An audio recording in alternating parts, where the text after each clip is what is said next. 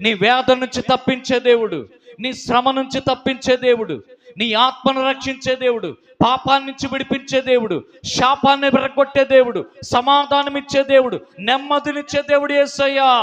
హల్లెలూయా, హల్లెలూయా. నానా విధములైన వేదనల చేత బాధపడుతున్నారు. ఎన్ని వేదనలండి ప్రజలకి. అప్పులు తీసుకుంటారు, తీర్చలేరు సరైన సమయానికి.